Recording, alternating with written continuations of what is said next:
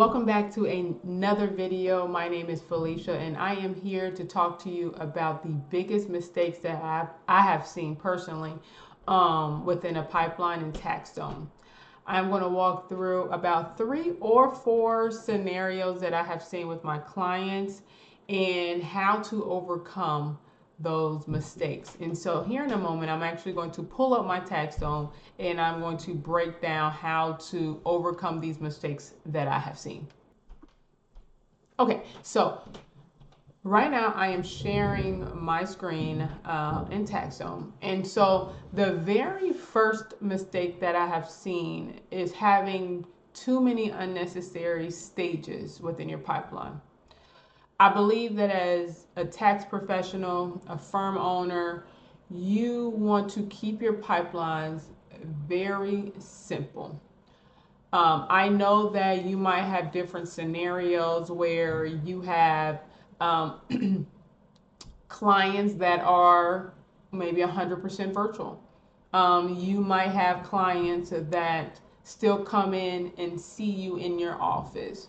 Or you might even have clients that, they're not really fond of doing things online 100%. So they're not really scanning their documents on the portal, right? They might still be coming into your office if you have a physical office and dropping their documents to you, right? So those are all different scenarios, right? And so I have seen where people are doing, have tags and, try to have stages where essentially you'll have a stage for, paper clients, where those are the clients that are coming in and dropping off their documents, right?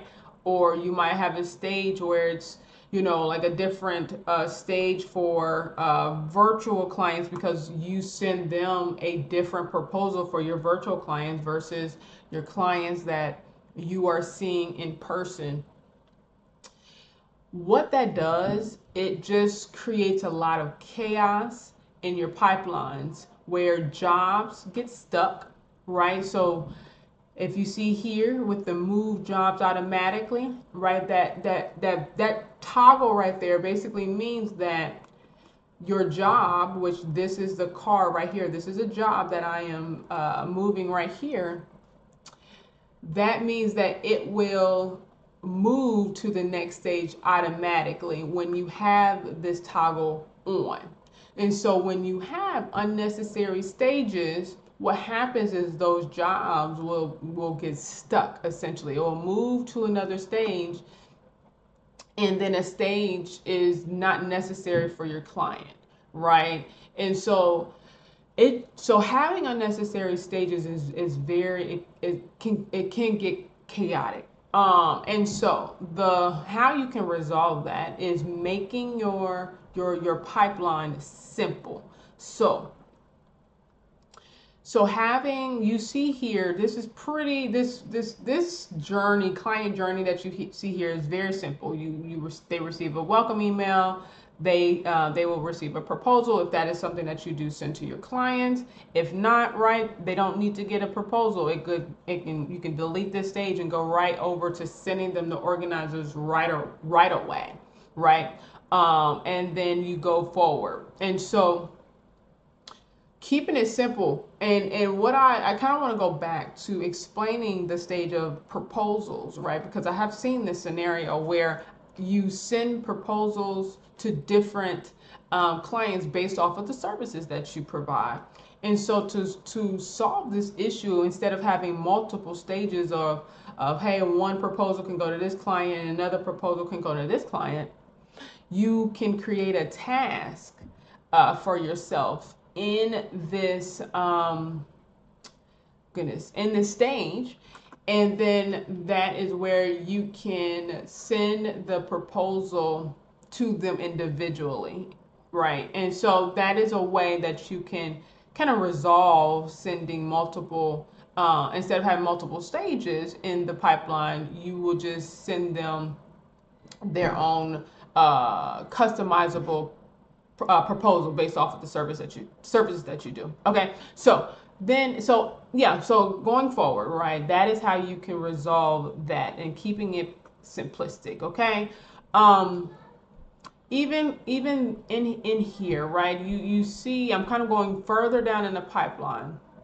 All right. So when you go from, hey, I'm receiving an organizer, right? Now, in the next stage, I have created in the queue, right? That does not that might not make sense for everybody. Having a in the queue stage, where basically that is a stage where your clients will fall into, because you don't want, it creates like a, essentially like a whip. So I don't know if you're familiar with a whip, but it's basically a work in progress type of blocker, essentially. So if you are already working on, you set the limit for yourself, but if you're already working on 5 returns, you don't want everybody that is behind, that's uploading their documents, to fall into the prepare tax return stage, because that might overwhelm you, right? So instead, you create a stage right here, right before, where it could be an in the queue stage.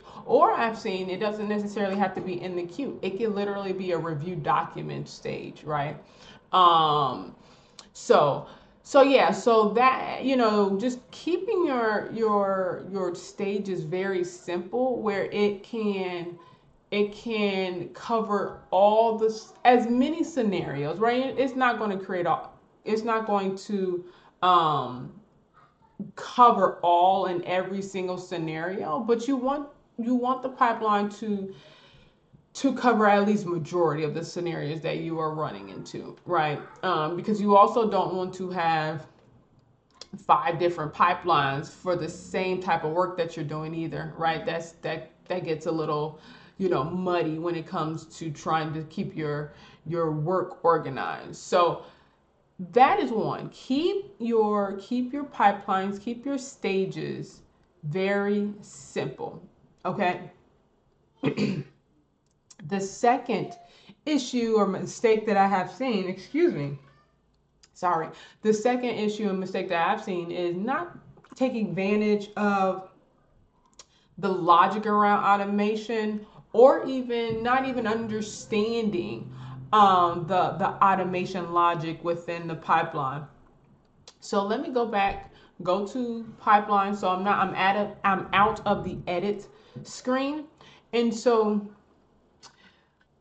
I want to explain what I kind of already touched on it in the very first scenario, but I want to re-explain here. So here in TaxDome, right, your job can go from one stage to the next automatically.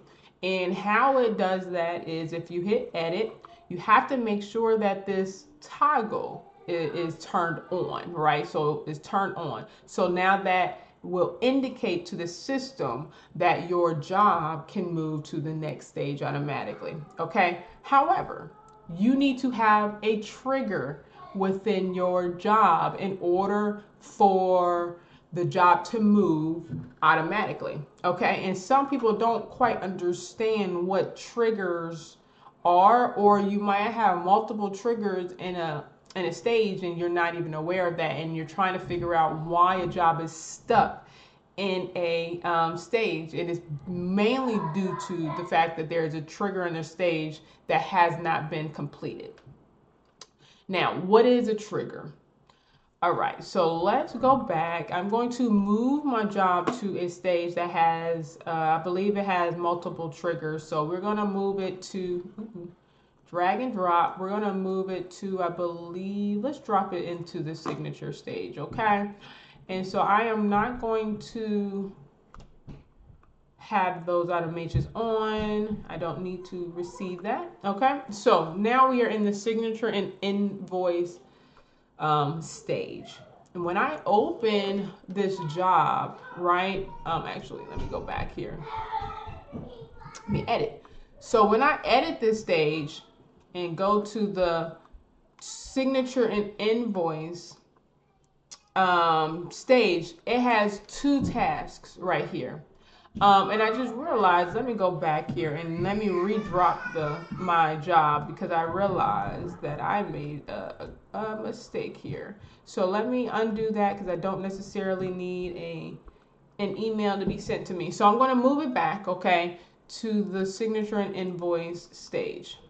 All right, so I'm actually going to make sure that is all of those are toggled on so that I can see it. There we go. Okay, so let me go back and edit. So here in this stage, in the signature and invoice stage, we see that it has 3 different automations. We have an update, it's basically a client facing job status, and we had two tasks here, and these are internal tasks that will get prompted, that will be set for the team. So it's a task for the team to do. Okay, so right now, obviously, you can see that it's toggled off, right? So I want to make sure that's on. And then I'm going to save it here. And then now I'm going to go back to the job so you can see what it looks like. Because this is the screen that you'll be mostly working in, right? So here, I'm working on the pipelines. I got my card up, right? And so I see that there are some tasks that need to be done for me. That's assigned to me. Well, not necessarily, it just should be assigned to me. Okay, so now, talking about automations, right? When you are looking at the top of this card here, it says job will be automatically moved to the next stage when these are completed. Okay, so these two are triggers. Tasks are triggers. So if you only mark one complete, so when I'm about to mark one of these tasks complete, and we'll see what happens, okay? So I'm going to mark one of them complete. Boom, okay? I'm going to exit, just save and exit so that the system can trigger or can update. Awesome. Now, you see now the change that was made, right? So when I mark this as completed, it's still giving me one other trigger up here that needs to be done before moving to the next stage, okay? All right, so sometimes when it comes to the automation logic, you have to understand and know what automations are within your stages and understand if you have too many triggers, right? You might have your expectation, right, in this stage might be, hey, if I sent them an invoice, then that which I will let you know, an invoice is a trigger. So if your pipeline automatically sends your client an invoice and they sign it and they pay it, right? And you also have a task, like in this stage, there's also a task in that same stage, right? You might be thinking that they should move to the next stage right after they pay their invoice, not knowing that you actually have another task in your stage that is blocking that automation to go forward. So that's what I mean when I'm saying understanding TaxDome's logic when it comes to automation. So if you feel like your jobs are being stuck in a stage, always look at your triggers. Make sure you see if there's anything that is blocking the jobs from moving forward. That's where I would at least start. Okay, so now, so again, going to this automation here. So as we see, is one more trigger and it's a task. So I'm going to mark this as completed. Okay, I'm going to save and exit, and then now as you can see, it moved automatically. It went from signature and invoice, and it went automatically to the e-file stage. Okay, so that's just some of the breakdowns. There are other triggers within TaxDome, right? We have if you send an e-signature, right, and you want them to sign a signature, that's a trigger. If you send your client a request, a client request, that's a trigger. I will tell you right now, an email is not a trigger. A chat message is not a trigger. Okay, so if you have those if you have a stage that only has like an email or a chat, what will happen is, I've seen it kind of in different ways, but I have seen it where it will not move to the next stage. It will stay there. So make sure that if you want your jobs to go and to automatically move to the next stage, it has to have a trigger automation assigned to the stage. Okay, awesome. All right, so going into the third mistake that I have seen is not taking advantage of the job statuses. All right, so I'm going to move my job back here. I'm going to move it back here, and then I'm going to put those tasks back on the job. All right, so now I'm going to edit, and I'm going to show you where the job statuses are and why you would use it, what type of scenarios you would use them for. And I believe that job statuses are an underused feature in TaxDome, one of that I have seen. And so job statuses right here. Right, so here are the system job statuses that are automatic. There's default, active, completed, and archived. Right, and so there is right here. You can create custom job statuses, and here are just some that I have created: awaiting client payment, blocked by IRS, and then missing info. Okay, and so going back to the pipeline and going to my job, right? I am in the signature and invoice stage, right? And there could be an instance where the client they signed their 1040 and all things are great, but they have not paid, right? So you can literally, you see up here, this is where the job status is. You can change this to saying waiting for client payment. And so I like this feature because, did not refresh here. There we go. I like this feature because you can either tag automations to this status, or you can just not have any automations at all, and you can just have it indicated, the job itself can just be indicated as awaiting client payment. So I'm going to save and exit so you can see what that looks like. And so now, just by first glance, as you open this pipeline, you can see exactly where this client is. So you already know, without even opening this card, okay, this client needs to make a payment. Okay, so that person is not going to move forward in e-filing until they make a payment. Okay, and so with the statuses, though, kind of going back a little bit, when I said that you can create automations within a status, right? You can have situations where if you change the status to awaiting client payment, you can automatically maybe send them an email or a message saying, hey, you are basically, it could be anything. I'm just trying to think on the top of my head, but basically it can say the wording around, thank you for, signing. Now you will be moving forward once payment is received. Something simple. It could be long, but that message can automatically be sent once this status is toggled on for job. Okay. And then obviously, if you kind of look again, even down the line here, right, kind of going to missing info, right? So if you are in the queue, like it could be in the queue. It can be, let me turn this back to active actually. So save. And so if I move this card to in the queue, right? So this is in the queue stage, comes right after they've completed and sent you the documents, completed the organizer and sent you the documents.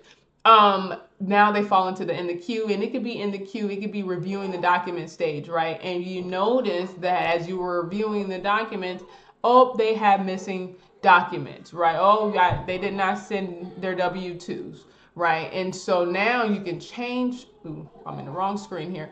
You can change their job to missing documents. And again, this can have automations tied to it. So you notice, hey, I have not received a W-2. You can have a automation where it's a task for you to send them a message giving them specific documents that they have not sent to you, right? Or it could be a generic message saying, hey, I am missing info, I'm missing documents from you. You will receive another message in regards to the specific documents that I need in order for us to move forward with your return.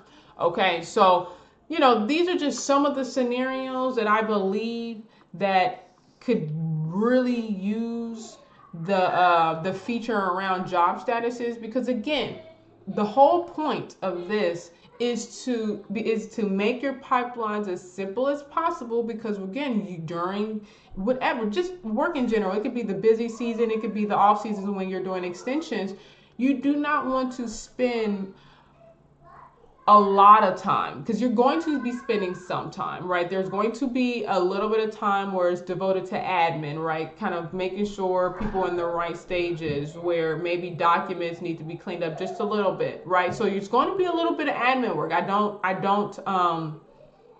I'm not saying that, okay? I'm not saying that you're not going to be spending time in TaxDome, but the goal is to not spend unnecessary time in TaxDome where it's pulling you away from the nitty gritty work that you're doing, okay, within your business. And so again, you want to make it simple. So job statuses are so useful to where it can give you like a quick glance of knowing exactly where your client is within the pipeline. Okay.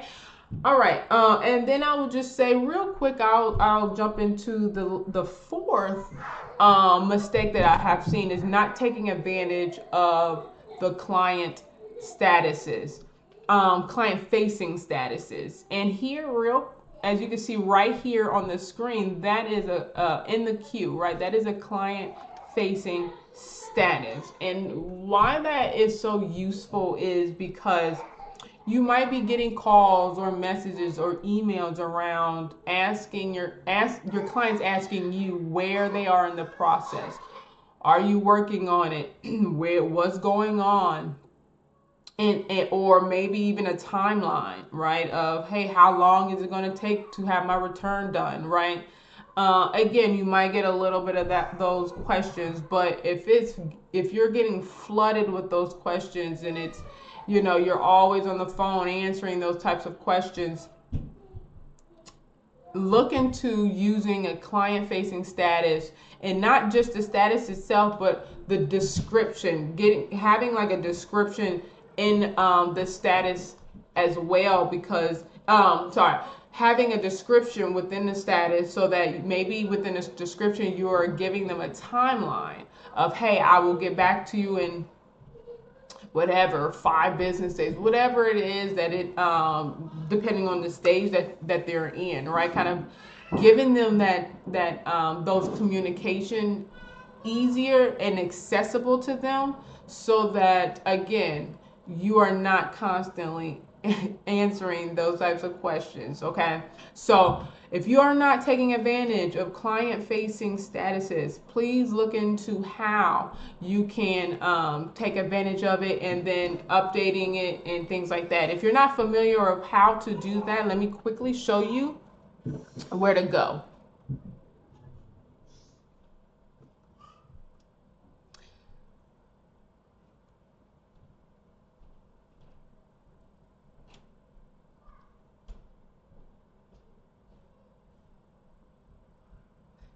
All right, so when you go to templates, firm templates, and then client facing status, here are just a list of all of the ones that I have created, but you can create your own status right here. And as you can see here, this is the description I was telling you about, right? Like it will say in bold letters, hey, welcome, but then in the description it will get into a little bit more detail. I don't recommend putting all of this information in the description, but a quick one-liner, whether it is giving them a timeline, or it could be an action of something that they need to do, right? Just a quick little statement of what they need to do. So if you're not taking advantage of it, I recommend that you do that, as soon as possible, so that you aren't really getting bogged down by those questions. All right, so that was today's discussion regarding the biggest mistakes that I have seen within pipelines and TaxDome. If you have been using TaxDome for quite some time and you just feel like you need a refresher, someone to poke in, look another eyes on your TaxDome and just see what's going on, maybe I have an analysis to be done, feel free, contact me. We can meet, have a consultation, and review what is going on, and then I can share some suggestions on how you can improve and make your account more efficient. If you're interested in that, feel free to send me an email. That will be in the description below. All right, so hopefully you have found this video useful. If so, please give me a thumbs up. Share this video with other accounting firm owners, and that helps this channel, that helps me grow. And then also just sharing this information with other people, right? You don't want to hold any information. Let's share it out with others. So like this video, subscribe to my channel, and share this video with others. And so thank you again for tuning in, and I will talk to you in the next video.